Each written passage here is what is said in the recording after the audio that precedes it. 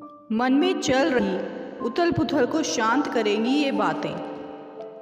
एक बार एक विज्ञान की प्रयोगशाला में एक प्रयोग किया गया।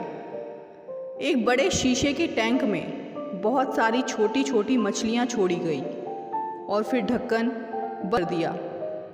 अब थोड़ी देर बाद एक बड़ी शार्क मछली को भी टैंक में छोड़ा गया, लेकिन शार्क और छोटी मछलियों के बीच में एक कांच की दीवार बनाई गई ताकि वो एक दूसरे से दूर रहें। शार्क मछली की एक खासियत होती है कि वो छोटी छोटी मछलियों को खा जाती है। अब ऐसे ही शार्क को छोटी मछलियां दिखाई दी, वो झपट कर उनकी ओर बढ़ी। जैसे ही शार्क मछलियों की ओर गई, वो कांच की दीवार से टकरा गई और मछलियों तक नहीं पहुंच पाई। शार्क को कुछ समझ नहीं आया। वो फिर छोटी मछलियों की ओर दौड़ी, लेकिन इस बार भी वो विफल रही। शार्क को बहुत गुस्सा आया। अब की बार वो पूरी ताकत से छोटी मछलियों पे झपटी, लेकिन फिर कांच की दीवार बाधा बन गई। कुछ घंटों तक यही क्रम चलता रहा। शार्क बार बार मछलियों पर हमला करती और हर बार विफल हो जाती। कुछ देर बाद शार्क को लगा कि वह मछलियों को नहीं खा सकती। यही सोचकर शार्क ने हमला करना बंद कर दिया। वो थक कर आराम से पानी में तैरने लगी। अब कुछ देर बाद वैज्ञानिक ने उस कांच की दीवार को शार्क और मछलियों के बीच से हटा दिया। उन्हें उम्मीद थी कि शार्क अब सारी मछलियों को खा जाएगी, लेकिन ये क्या, शार्क ने हमला ही नहीं किया। ऐसा लगा जैसे उसने मान लिया हो कि अब वो छोटी मछलियों को नहीं खा पाएगी। काफ़ी देर गुजरने के बाद भी शार्क खुले टैंक में मछलियों पर हमला नहीं कर रही थी। इसे कहते हैं सोच। कहीं आप भी शार्क तो नहीं? हाँ, हम में से काफ़ी लोग उस शार्क की तरह हैं जो किसी कांच जैसी दीवार की वजह से ये मान बैठे हैं कि हम कुछ नहीं कर सकते। और हम में से काफ़ी लोग तो ऐसे ज़रूर होंगे जो शार्क की तरह कोशिश करना भी छोड़ चुके होंगे। लेकिन सोचिए, जब टैंक से दीवार हटा दी गई, फिर भी शार्क ने हमला नहीं किया, क्योंकि वो हार मान चुकी थी। कहीं आपने भी हार तो नहीं मान ली? कोई परेशानी या अवरोध हमेशा नहीं रहता। क्या पता आपकी कांच की दीवार भी हट चुकी हो, लेकिन आप अपनी सोच की वजह से प्रयास नहीं कर रहे हो। बहुत समय पहले की बात है। शहर से दूर गांव में एक दुकानदार था जो अपने ही गांव के एक व्यक्ति से रोज़ाना 1 किलो मक्खन खरीदा करता था। वो दुकानदार कई सालों से उस व्यक्ति से मक्खन की खरीदारी कर रहा था। एक दिन उस दुकानदार ने सोचा कि मैं रोज़ इस व्यक्ति से मक्खन खरीदता हूँ, लेकिन मैंने बहुत समय से इसके मक्खन का वज़न तोलकर नहीं देखा। कल जांच करके देखूंगा कि ये मुझे मक्खन 1 किलो से कम तो नहीं देता।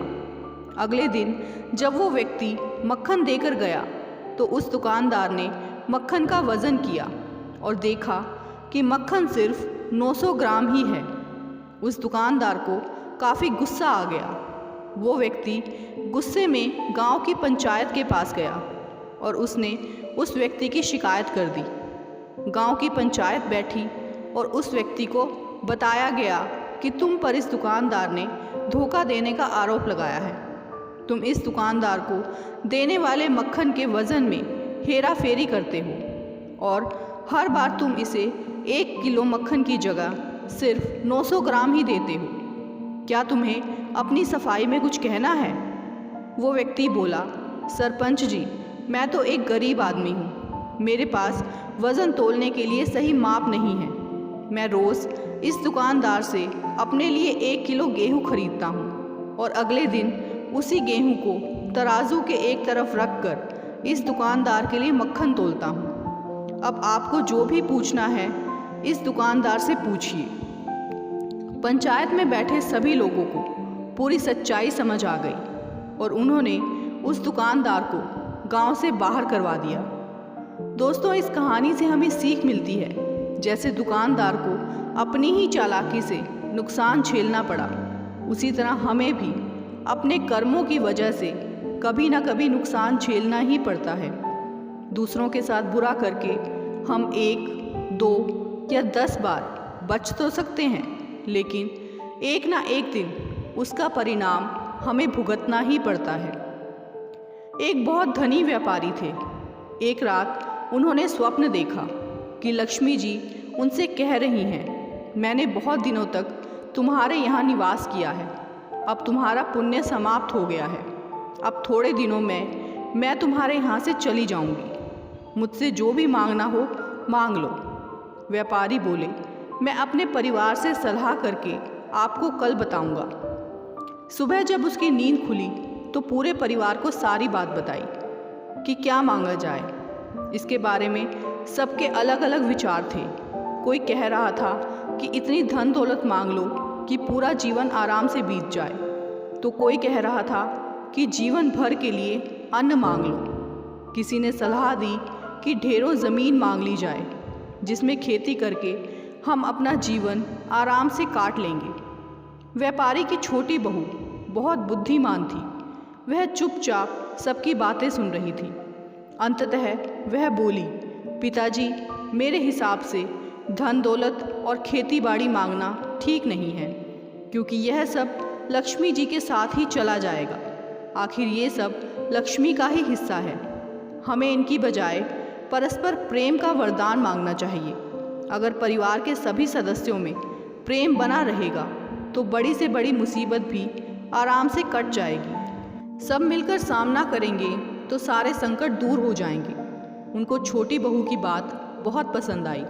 दूसरे दिन स्वप्न में उसने लक्ष्मी जी से परिवार का प्रेम मांगा। लक्ष्मी जी बहुत प्रसन्न हुई। उन्होंने कहा, जिस परिवार के सदस्यों में आपस में प्रेम होता है, कभी झगड़ा नहीं होता, वहाँ से मैं कभी जा ही नहीं सकती। इस प्रकार उनके घर में लक्ष्मी का वास सदैव के लिए हो गया। दोस्तों, इससे हमें ये सीख मिलती है, हमें परस्पर प्रेम पूर्वक रहना चाहिए। जिन घरों में आपस में प्रेम नहीं होता, उन्हें देवता भी पसंद नहीं करते।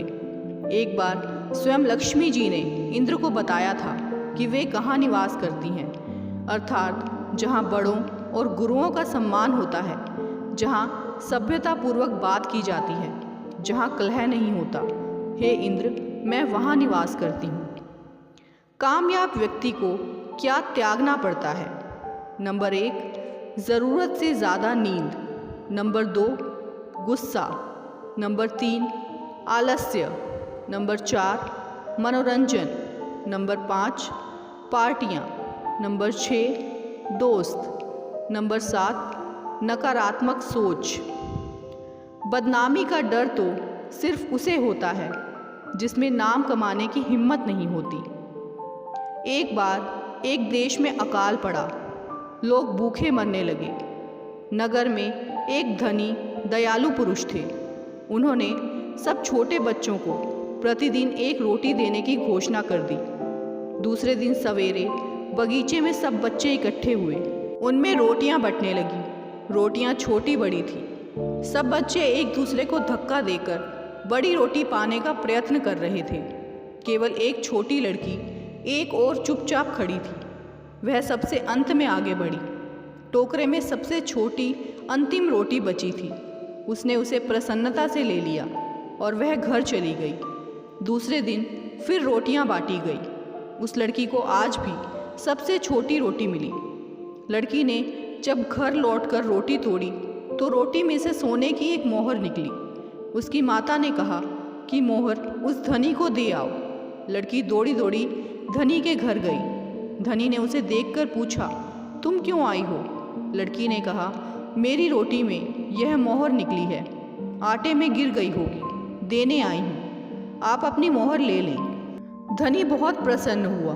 उसने उसे अपनी धर्म पुत्री बना लिया और उसकी माता के लिए मासिक वेतन निश्चित कर दिया।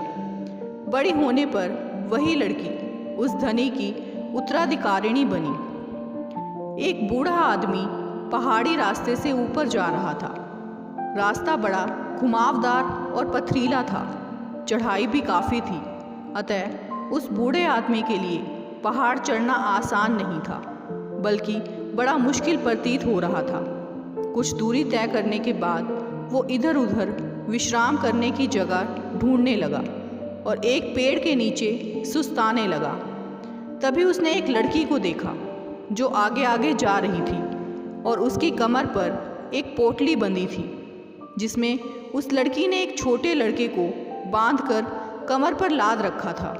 वो लड़की भी थोड़ा विश्राम करने के लिए रुकी और ये बूढ़ा आदमी जल्दी से उसके पास पहुंच गया। पूरी तरह थका हुआ बूढ़ा आदमी उस लड़की के बगल में बैठ गया और उसने राहत की सांस ली। सुस्ताते हुए वो उस लड़की से बोला, तुम तो मेरे से भी ज़्यादा थक गई हो, तुमने ये बोझ जो उठा रखा है। बूढ़े आदमी पर बजाय सहानुभूति प्रकट करने के एवज में ज़ोर से चिल्लाई, तुम्हारी हिम्मत कैसे हुई इसे बोझ कहने की? ये मेरा भाई है और भाई कभी बोझ नहीं होता। लड़की का गुस्सा देखकर बूढ़ा आदमी चुप हो गया और समझ गया कि लड़की अपने भाई को बहुत प्यार करती है। प्यार में कोई बोझ नहीं लगता। एक माँ 12 से 15 किलो के बच्चे को उठाए उठाए फिरती है, बाज़ार ले जाती है, घुमाने ले जाती है, लेकिन 12 किलो का कनस्तर उठाने में जोर आ जाता है क्योंकि कनस्तर से उसका प्यार नहीं होता।